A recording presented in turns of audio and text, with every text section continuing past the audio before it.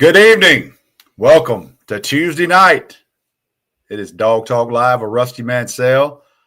It's our normal one. I'm going to see you guys when you check in. Always let us know where you're checking in from. And we will get to your questions as you guys get in, start getting the comments. But it's Tuesday night.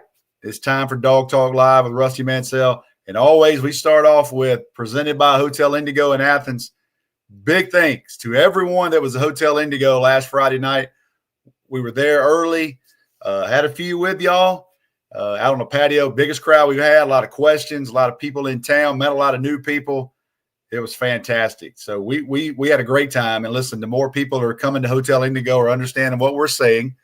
And that's a bye week. If you're in Athens this weekend, maybe they got some rooms. I know they were booked up Ole Miss weekend, but guys, come by. You can see the bar there, see the hotel, a lot of familiar faces around there. There we were on the patio right there last week and just enjoyed it, man. Had a great time, told some stories, a little quick breakdown, but getting to meet everybody, but specifically the people at Hotel Indigo. We say it every week. Stop by once and then you'll be sold. Parents' weekends, wedding venues. I'm probably going to be in the market for wedding venues. Congratulations to my daughter Molly who got engaged. But want to start off with this and what Georgia released last week, what Georgia released last night with the official trailer for the Ole Miss game. There was a moment in that trailer, if you haven't seen it, where Nate Frazier comes to the sidelines and it's late. He just scored the touchdown and he goes to C.J. Allen and says, "Hey, I need you. I need you." And C.J. Allen looks right at Nate Frazier. He says, "I got you. I got you. I got you."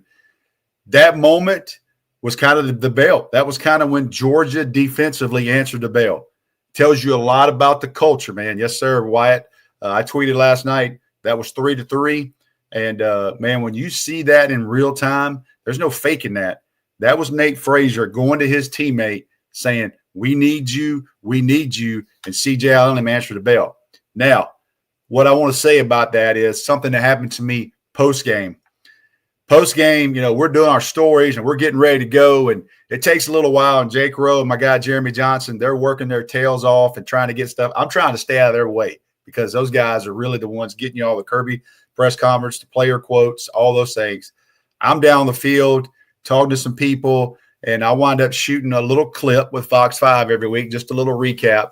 But it's usually 30, 45 minutes after the game.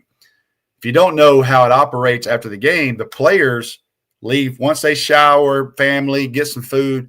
They exit the field. They walk the length of the field, and they come underneath the stadium, and they go out, and they get to their transportation to go out that way. I'm standing there, and about 4 players walk by me, and the player closest to me was C.J. Allen. And I'll say hey to the players and all that, just, "Hey, how you doing? Congratulations." Those guys are exhausted. Those guys don't want to talk to me. C.J. Allen walks by, and he has his headphones on, and he's with 3 or 4 teammates. C.J. Allen looks at me. First thing he does is he stops. He takes his headphones off completely and wraps them around his neck. He walks over to me, and he sticks his hand out, and I said, "Hey, man, great game." I said, "I know y'all were trying, and you want to answer the bell there late, and y'all did it." And I didn't have any idea he'd had a conversation. Whatever happens during a game. One of the biggest games of their life, one of the biggest wins in Sanford Stadium, be the top 5 team. This guy's juiced. I mean, I can imagine the mind frame he's in. But I want to tell you something about this young man. See Kirby and Boogie and Andrew on the field. C.J. Allen looks at me. He shakes my hand. And he looks at me in the eye and says, "Mr. Mansell, I just want to thank you for everything you ever did for me, every article you ever wrote for me, and for answering that DM that I sent you when I was a sophomore and saying, 'Hey, how can I get some exposure and how can I do these things?'" And I thought, man, you don't owe me anything. I'm doing my job like everybody else that wrote stories about you. But the way he handled that respectfully, not headphone sideways, he took it off. He looked me in the eye and shook my hand in a moment that he didn't have to do that. 10 years from now, if you want to say it to me, that was a hell of a win by them. And I'll tell you, man, when I thought about that on the way home, I was like, my God, man, that little things like that is why this team is different now. Are they the most talented team we see every week? They're not. But locker room and stuff like that, man, I look to him, I say, hey, man, you don't owe me anything. You go enjoy tonight and the rest of the season. Man, that was awesome. That was a great moment.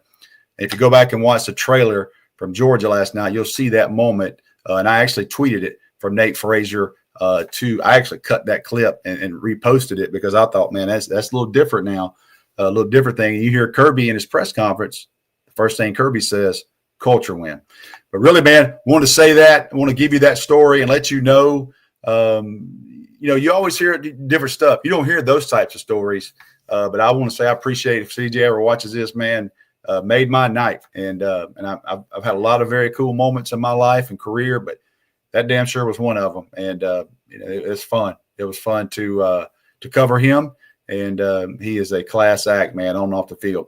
So, look, guys, appreciate y'all, everybody joining in here. We got Dartmouth, Massachusetts, got Conyers, Athens, got my man Sid checking in, and from Rome, and everybody else checking in. I always do those times. You see CJ right there, one of the no question leaders on the team, and you can see why. You can see why he's one of those guys.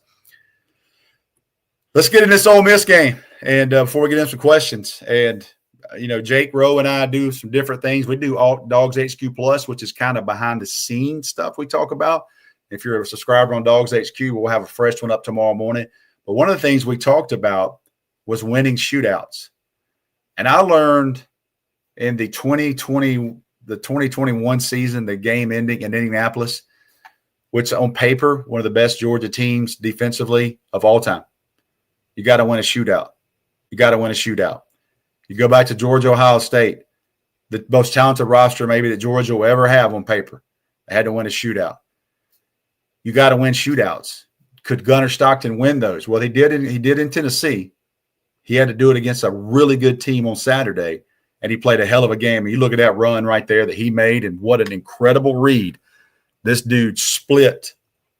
Ole Miss had a perfect defense called, and he splits two defenders. Not once he split two defenders, he takes the football and extends it to where it can't be raked as he crosses the defensive end.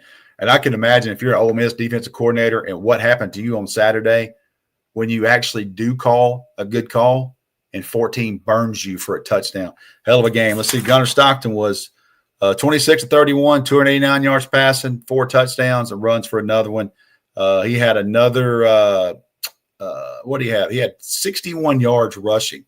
Gunnar Stockton averaged 6.1 yards a carry.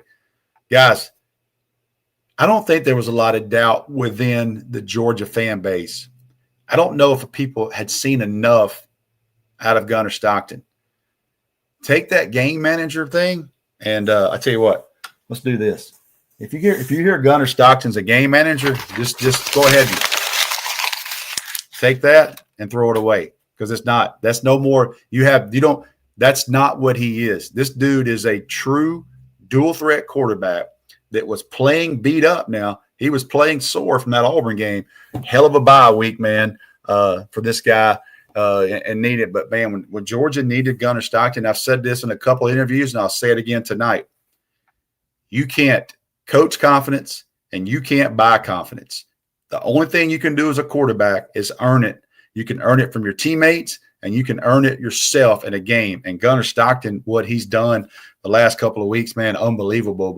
But Saturday, I guarantee you, Ole Miss did not think for one reason that guy was going to do that to them. They had zero answers for him, and he made everybody moving forward. When you look at this Georgia schedule, when you start thinking about Florida, Mississippi State, Texas, Charlotte, and Georgia Tech, you got to evaluate those guys different now, because Gunnar Stockton can hurt you in many different ways. But he hell of a game, man. Defensively, we can talk about Lawson Lucky, unbelievable game. Juan Gaston, the young lineman, we can go on and on. Nate Frazier, I thought, had a great game, really needed him. Lawson Lucky stepped up. We got to talk about Zachariah Branch. He had 8 targets, 8 catches for 71 yards. I think Zachariah Branch's targets are going to go up. Dylan Bell, unbelievable catch, really to seal the game, a 36-yard catch there late in the fourth quarter. where Ole Miss just played him straight one-on-one and said, you're going to have to make a play. Not only make a play, Gunner throws one, perfect ball, and Dylan Bell one-arms it, man, and you didn't get that last year, guys. And I'm sorry, but they're a totally different wide receiver group. I can't finish off the offseason. I can't finish the offensive side without saying this. I do want to mention special teams. I know Brett Thorson was pissed off because he didn't get the punt. I thought it was great that he made the social media post where he unfollowed Gunner Stockton. Great. Peyton Woodring, guys, 51-yard bomb, 35-yarder, and a 42-yarder when Georgia needed it the most with 2:06 left in the game. Peyton Woodring, you're going to miss him when he's gone because this guy is flat out money. So, man, it was awesome there to see him do that. Kobe Young. And, you know, people ask me, can he come back? Guys, I'd be very surprised. I know he wants to, but, you know, I don't – just everybody I talk to, I don't know if Kirby mentioned the details today, but, you know, he had a cast on immediately. And, you know, it's tough, man. Sometimes you go, it's not fair when you get a kid that goes through what he did, fights back to get in the game, and so appreciative of being the guy. And then you look at Kobe Young and, you know, you get hurt. You get hurt on an explosive play, which was a great call by Mike Bobo early in the game, flea flicker. Ironically, from what I was told, it was called with Nate Frazier. Nate Frazier, the play before that, gets his shoe knocked off. So Chauncey Bowens, who really hadn't ran that play much in practice, he comes in, the play's called. He has to run it. If you watch, Chauncey Bowen flips it just a little early. But a most unbelievable ball. Gunner straight on the money, over the shoulder, drops it in, and Kobe Young gets hurt just getting tackled, man. And you hate to see that. But man, great kid. I know everybody loves him in Athens, and I know that he'll be there supporting his team just like Nolan Smith did when he got hurt. The rest of the year for Georgia, Nolan Smith was a guy that was very important. Good, man. Great game there by Nate Frazier. What did Nate Frazier? Nate Frazier finished up 17 carries, 72 yards, 4.2 yards, man, a carry. He had some tough, hard-fought things. You look at Zach Branch, man, that's the ball he caught deep late in the game as well. I do think Zachariah Branch, I want to look at his stats.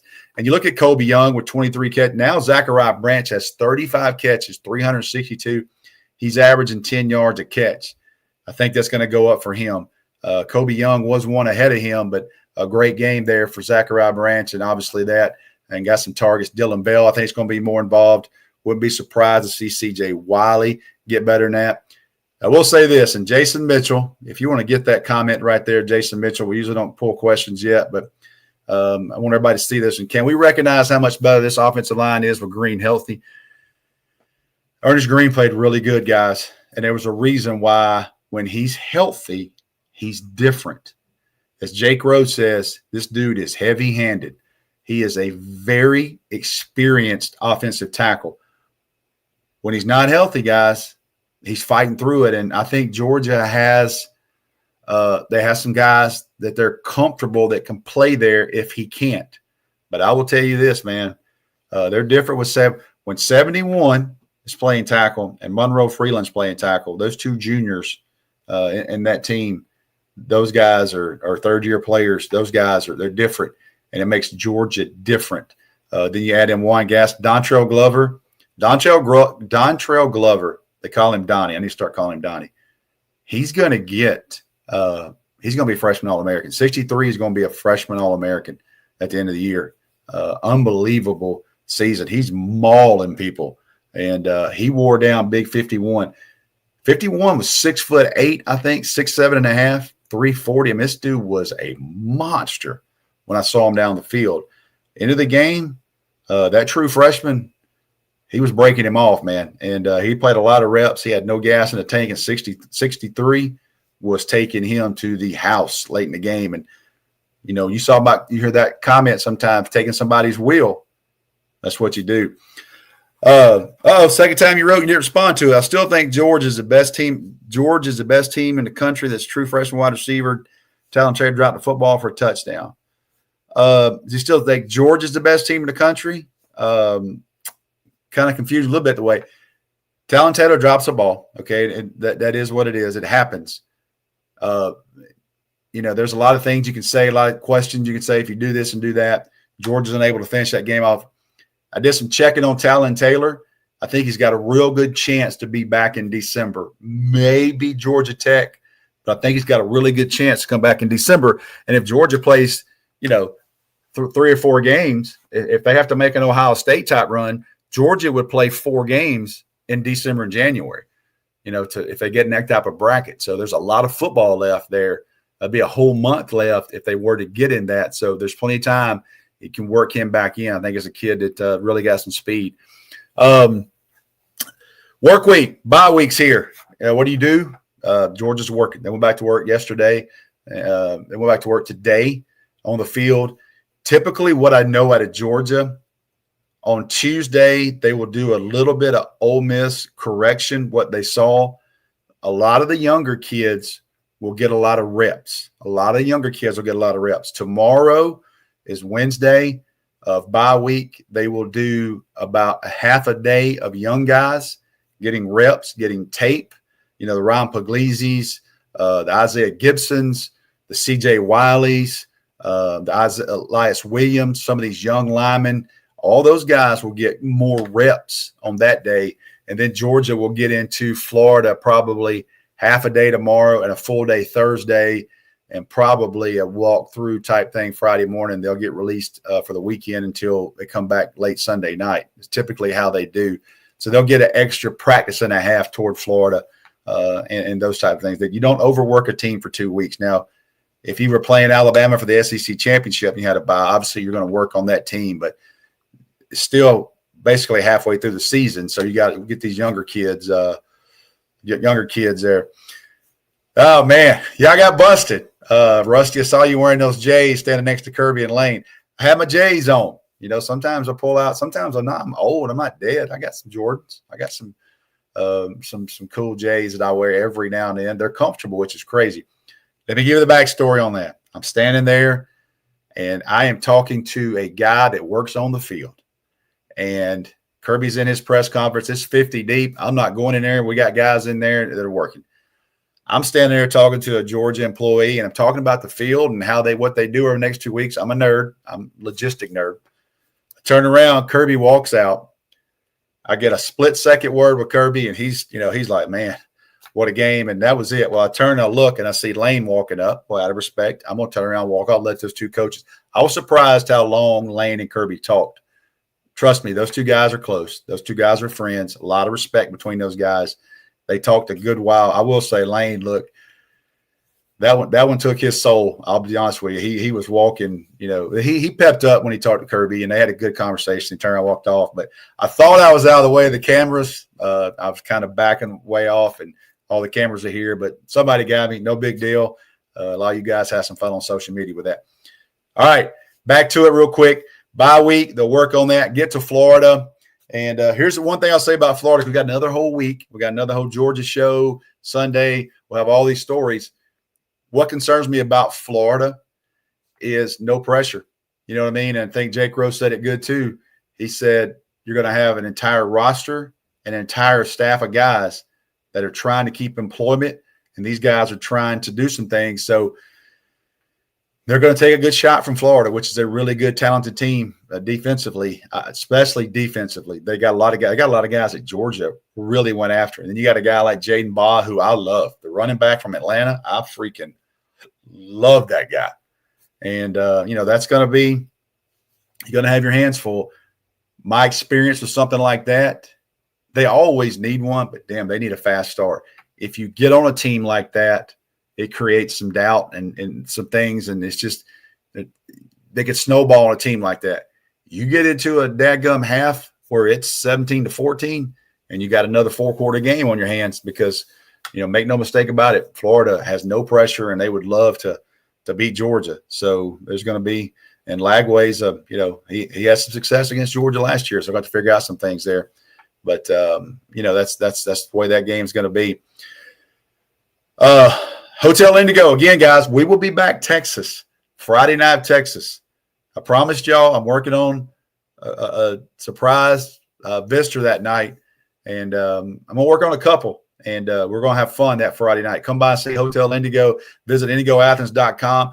Also, too, guys, you understand that Kevin Butler and Jeff D'Angelo, they do their show from their postgame. So you always listen to it on the way home. Swing by there and see those guys. It's just they have great music on Fridays.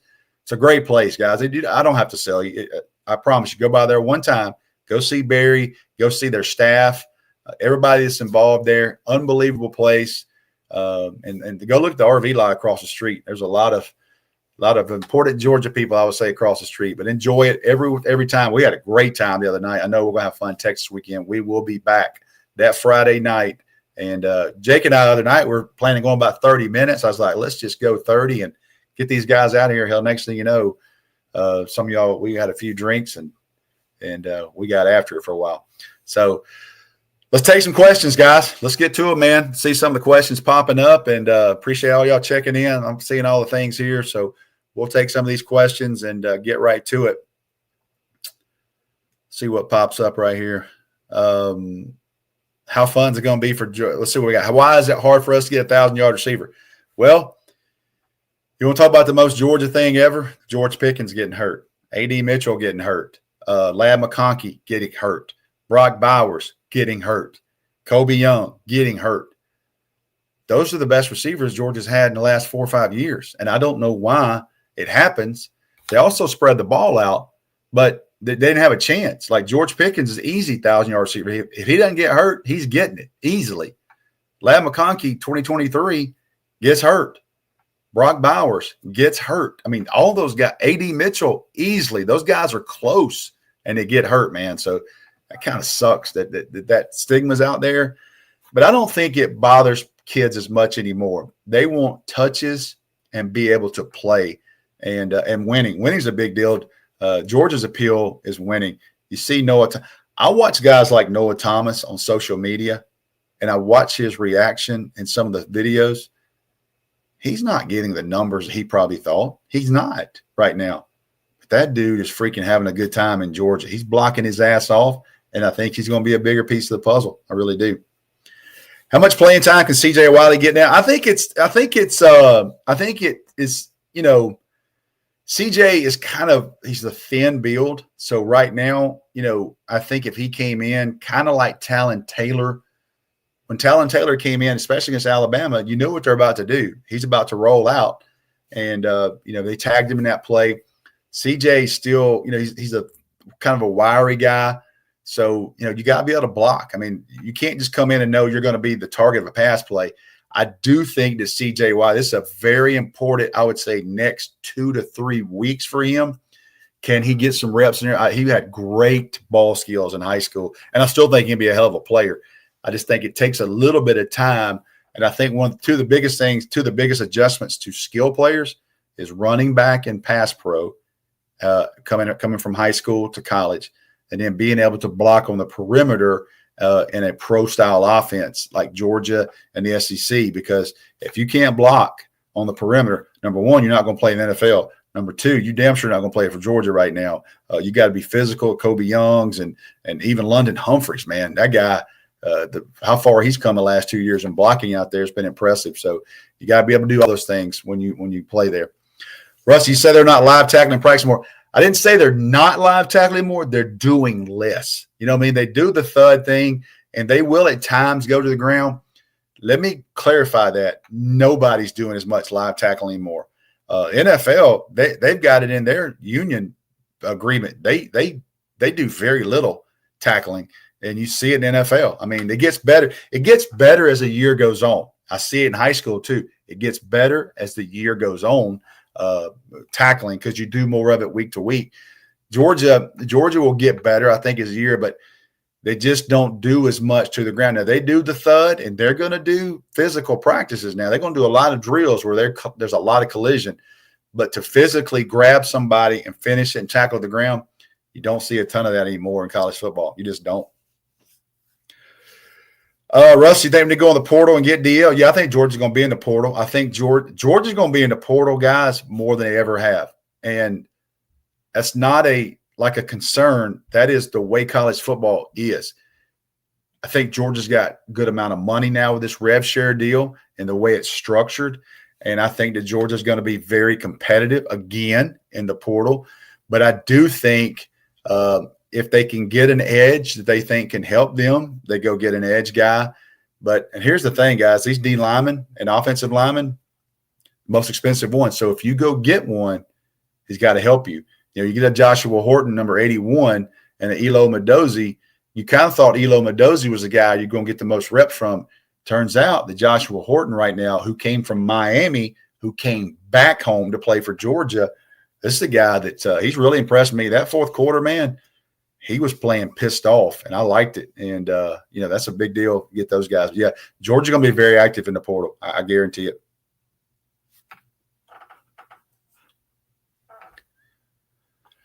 About Bobo dialing up some drives, had the defense on skates. You know what's crazy is they had 34 first downs in 80 plays.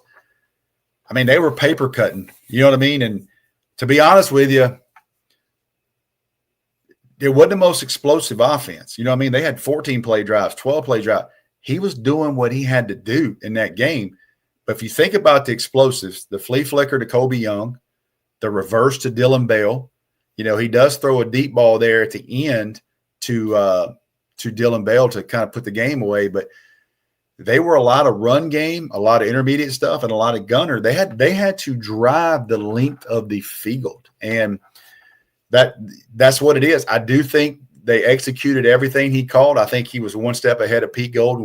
For whatever reason, Mike Bobo, especially in Athens, that's 2 times in a row that he has carved up Pete Golden one-on-one and really had no answer. They were anticipating, and they got it. You can go read the Ole Miss boards. They call him Third and Pete because he rushes 3 down linemen and he drops. And Georgia anticipated a lot of that, a lot of zone coverage, kept a lot of things underneath. Well, if you're going to play 3 down linemen, you better be able to hold your edge and against the run. And Georgia goes for 220, I think, in rushing against them. And Georgia goes for 232 yards, 221 yards on 49 carries, averaging 4.6 yards a carry. That's freaking great, man. 225 yards in the SEC game against a top 5 team. And Jake Rowe, I'll tell you this, Jake Rowe told us last Sunday his early notes. They were susceptible to the run, and Georgia got after him right there. They didn't have a Walter Nolan now. They did not have a Walter Nolan for sure. Well, Gas to make freshman All-American, he'll make some. He'll make some teams, no question. But I think Dontrell Glover will be Donnie Glover, what they call it. He'll make everybody's list to me. If he plays like he plays now, he'll make everybody's list. No question. He's fantastic, guys. I'm telling you. I don't know if they really knew what they had, to be honest with you. And don't forget, he was committed to Alabama for a long time. And when Saban leaves, that kind of opens it up. This kid from Atlanta and Stacey Searles and those guys, they go get him. And, man, what a big piece of puzzle. Why is this defense so rusty? That's a deep question. Don't have all the answers. I said it in August, and people kind of came at me a little bit. Not the DawgsHQ subscribers, some people that heard on the podcast. I said this is not the most talented team. I said I don't think right now they got a first rounder other than KJ Bolden on defense. And, can they be really good as a group? Yes, they can be good as a group, and they've played well at times. I think they transitioned from DeMello Jones and Ellis Robinson and Dalen Everett and those guys, and they've got 2 young guys in there. It hasn't really, now they got Ja'Cory Thomas, and we're going to get a good sample size of Ja'Cory Thomas at safety, but they don't have a Malachi Starks. They don't have a Michael Williams, and they don't have a Jalen Walker right now. And, those are 3 NFL first rounders, guys. Those are 3 NFL first rounders that you had this time last year. That's an elite safety in the back end and 2 pass rushers.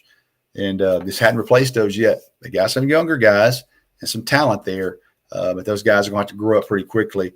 And I think Georgia, just from my opinion, is playing soft on coverage because they're worried about deep ball. And I think they're going to have to find a way to mix it up. I do think they're trusting those younger guys to cover a little bit more. And we'll see as they transition out of this. Guys, too, now, I'm not going to sit here and take up for coaching because those guys get paid big money. But I've said this a couple times. I don't know of another team. I can look at the SEC chart here that's played Alabama, Ole Miss, and Tennessee. 3 damn good offenses with 3 quarterbacks that can stretch you on the field. And then you look at Ty Simpson, who I told y'all the night I saw him in person, that dude was different. And he just won 4 games in a row against ranked teams. Chambliss, really good player, athletic, hurts you. And, some of those things. So they've played 3 really good teams there offensively. We'll see how they adjust coming out of the second half of the season. I'm not giving up on them yet. Glenn Schumann just didn't forget how to freaking coach, guys. Sometimes it's Jimmy's and Joe's, but you also, if you make $2 million a year, you got to get what you can out of your team. And so it goes both ways of those things, but not ready to wave the white flag on defense yet.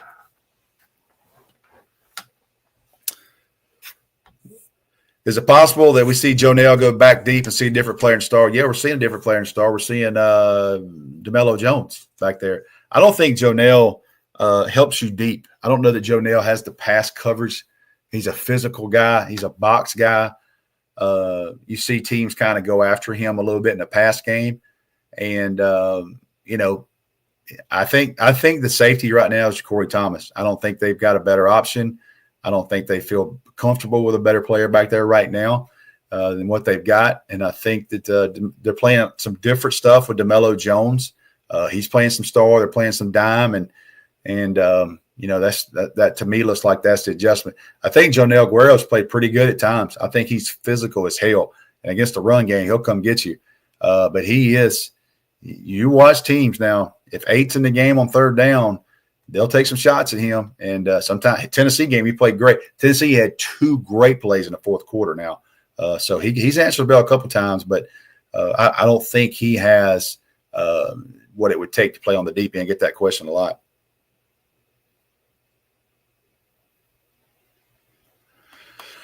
Roderick Robinson, you hear the hamstring and some of those injuries and some of those things. And, I don't know, guys. I just know that they've went with other backs, and I don't know. I saw him Saturday, and he's walking off the field, and he was engaged in the game, but I just think they're going with other guys right now, and I think 2, 33, and Nate are their guys right now, and Cash Jones comes in sometimes and gets his reps, but I think they're really and Dylan Bell. Gets a couple of those lines up back there. I think that's who they're going with right now. So, just unfortunate he never was really able to get healthy and contribute more. We'll see where this thing goes in December with him. A couple more here. It's bye week. Will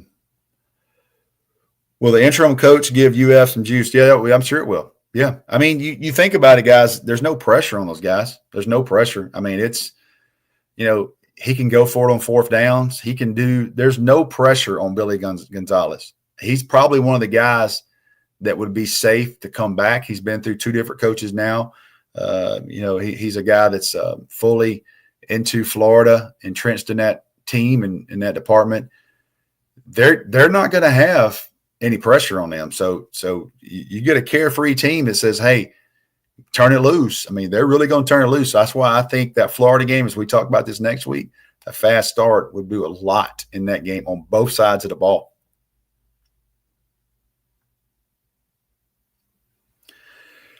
Rusty, how do you feel about this recruiting class is going to end this year? Are we going to get a Kirby surprise later this year, like a KJ or George Pickett or something like that? I don't. Those days are kind of different. You know what I mean? Because now you got the portal and all that. George is trying to hold this class like everybody else is, trying to hold these guys. They got a great class. I think they're ranked 2 or 3, whichever service you want to look at. And they've done most of their work in June nowadays with those things. Let's see what we got here. I'm gonna make sure that I'm not. Give me a second. Make sure that I'm not. The Georgia's 2 national rank. They're number 2 in the country. So yeah, hell of a class. They're just trying to hold it together and finish this class off. I think the key additions you guys are looking for would be portal. And I do think they're going to be active in the portal. I really do. And I think everybody's going to be active in the portal. Georgia's going to lose some players, and they're going to lose some players that were highly recruited. There's no question, because you got some younger kids playing. And they understand that. And I've talked to coaches in the past couple of weeks that are like, I will take Georgia's third-string players. I promise you I will. And these are Power 4 schools. So I talked to a lot of people around the country, and they're like, who do you think's leaving? I'm like, I have no clue. And they're like, dude, we will take anybody. Number one, you know what's one of the most attractive things to people about Georgia is not only they know that Georgia has good players, those kids know how to practice. And you bring those kids in your locker room, and they can show you what it takes to be successful. So I think the portal season for Georgia will be more active than you've ever seen it, with additions and subtractions. I'm confident in that. Lane would be held there. It's according to what he does defensively. I'm not a fan of Pete Golden. I'm just not. They were pretty good last year. They had a great roster last year. I think Ole Miss had one of the best rosters in the country, and they didn't make the playoff, man. They beat the brakes off of Georgia 28-10 and didn't make the playoff. So I don't know what Lane would do there. I said it. If you want to ask me, my biggest thorn, I don't think he's going to, but if Marcus Freeman ended up at Florida, that'd be tough to deal with. Question there, where is KJ Bolden? That's a great question. Where is KJ Bolden? You know where KJ Bolden is? Doing his damn job. Teams don't go after KJ Bolden. That is KJ Bolden is kind of like he's just doing his job. You know what I mean? You don't hear much about him because he's over there, don't get a ton of targets. He's helping the defense line up. He's trying to coach the guys beside him. I know he wants to have more interceptions. I know he wants to do this and do that, but KJ Bolden's doing his damn job, and you don't expect much less there. Yeah, Drew Bobo. Drew has had really good games, and he's had a couple of games where he has struggled kind of with some bigger guys when they head up on him. I think Drew Bobo has been, dude, he's irreplaceable right now because you got two freshmen in behind him that, something we're with him. You can't lose Drew Bobo. He's fantastic.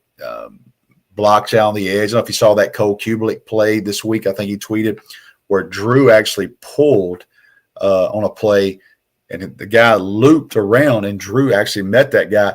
Drew was playing tackle at one point, basically on that play. So athletic guy, his best days are still ahead of him. I think Drew Bobo comes back. I really do. And Drew will have the all conference stuff. He'll get a lot of accolades in the offseason for plays like this and probably be a huge piece of the puzzle, especially with Gunner. Likely, you would imagine Gunner comes back and those two together to finish off their career at Georgia would be something else. Probably not with Dominic Kelly, not as much, but man, they do love him. You know what I mean? They're just right now they're going with some other guys. But Dominic Kelly is going to be a big piece of the puzzle. I would say next year. They've got their guys they're kind of going with right now with DeMello, Ellis, and Dalen Everett. Never kind of figure out what they do, and they would take something, some minutes to be available for him to get in, but they really like this guy. And, if when Dalen Everett's gone next year, it wouldn't surprise me if you wouldn't see something like Ellis Robinson, Dom Kelly, and maybe DeMello at some star, something like that, to get their three best guys out on the field. Defensive scheme, yeah, at times, but you got to pick your poison. You sit back in soft coverage and you make a team drive on, you can't get off the field. When Georgia got momentum, when they got a stop in the fourth quarter, when Georgia finally got a stop, the game changed. The momentum was there. They had more juice. And you wonder what happens if Georgia gets a stop early in the game. A couple of those third downs they converted on, gets the crowd into it, those type of things. Glenn Schumann hasn't forgotten how to coach. Trust me. Kirby Smart is heavily involved in the defense. Don't think for 1 minute that Kirby Smart's not heavily involved in that defense. You watch a game and you see how close Kirby Smart is to Glenn Schumann and you see that headphone on, they're talking, okay? So if you trust Kirby Smart defensively, you should trust Glenn Schumann. They got to figure it out. They get paid a lot of money to figure it out. But I do think a lot of our man right now is some of the pieces of the puzzle they're missing, and they got to get it fixed. They get these younger kids ready to go, and it's got to speed up the process a little bit. I do think that playing some of these teams, they kept Auburn under control for the most part, Kentucky under control for the most part. I don't know they're going to see a bunch of explosive offenses, and I'm not sold on Arch. I wasn't sold on Arch preseason. You can go back and watch the SEC podcast where those Texas fans came after me. I said this guy's got a long way to go now.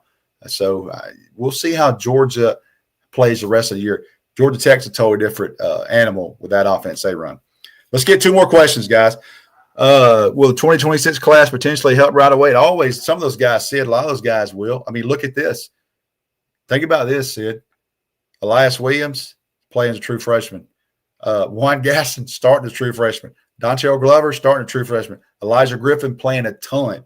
You got to have these guys. And you recruit these guys that got to play. That's what, 4 or 5 guys that are playing as true freshmen, playing a lot of reps. So those 2026 guys, there's going to be 4 or 5 of those guys. They got to go, man. They got to go. 2 more. Does Pugs go in the portal? I don't, that's a question down the line. His mindset is he wants to compete for the job. I think he understands he had to wait. Now, obviously with Gunner and how that plays out with that situation, there'll be a question there. But I can tell you this, little things you can see, Keith, my guy there, Keith, little things you can see. Gunner Stockton doesn't talk a lot. He just doesn't. Look in the fourth quarter, has one of those drives. He comes to the sideline, and you see him smiling, and you see him talking, and he's mouthing words like, I'm like, damn, Gunner's talking. He's talking too. He and Ryan Puglisi are smiling together, and they're talking together. And those 2 guys, you can tell, they're both vested in each other, vested in the team, and that's a question down the line. We'll see. We'll see what happens there. With all the firings of Kirby Lewis, his coach and his staff, I mean, you kind of always say that some guys are up. Like last year, Glenn Schumann was involved with North Carolina. They go with Belichick. Todd Hartley was involved with that Southern Miss job. His name got thrown around pretty late. So, it's you want to see. It's always attractive to go after some of these Georgia coaches and those things, but you wonder, who you lose if somebody gets a head job and if they go with them. But, I'll say this, if you're hiring the right people, and the way Kirby's done, and every year somebody's coming after somebody. So we'll see. Guys, Hotel Indigo. Visit Hotel Indigo, indigoathens.com. Go by and see Barry. Go by and see those guys. We will be back Texas week and with Dawg Talk Live. They are our presenting sponsor. We couldn't do it without them. And thank you again to everybody that's involved with that. Thank you guys. Again, I say it every week, man. This is fun to do. I love it. And I appreciate you guys being here. But for the bye week, I'll be back next Tuesday. But for the bye week, that's going to do it here for Dawg Talk Live Tuesday night. Appreciate you guys. You have a good week and enjoy this off week. Rest up. Get ready. Second half of the season's coming.